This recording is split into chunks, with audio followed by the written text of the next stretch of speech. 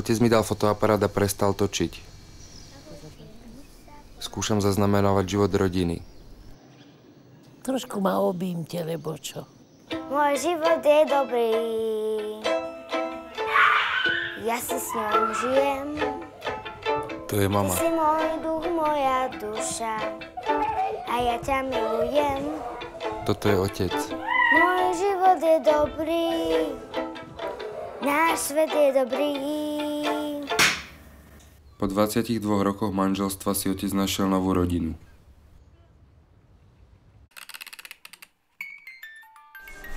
Keď hrám matku filmovú, mám väčšinou veľa detí. Už som mala aj 4, aj 5. Zostal som posledný chlap v rodine, medzi samými ženami.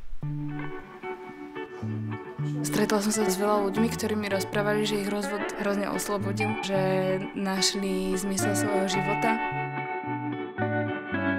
To nebola vôbec taká romantická. To bola viac menej láska z núdze. Na Slovensku naozaj nemáš ako keby s kým byť, to je všetko rozobraté. Jediní schopní muži, ktorí sú tam, už sú zadaní alebo teplí možno. Neviem proste, do akej miery siaha tá láska, že kde je ten vrchol proste tej lásky. Chalani sú krpatí, furt robia debiliny, chodia za babami iba preto, aby im robili zlé. Film točím, lebo otcovi potrebujem porozumieť.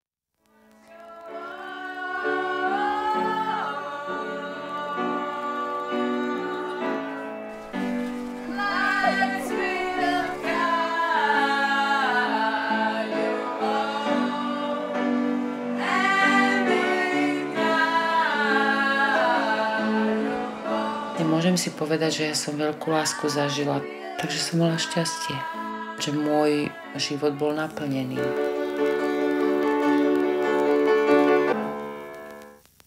Rapa, pirapa, rarapa, ripara.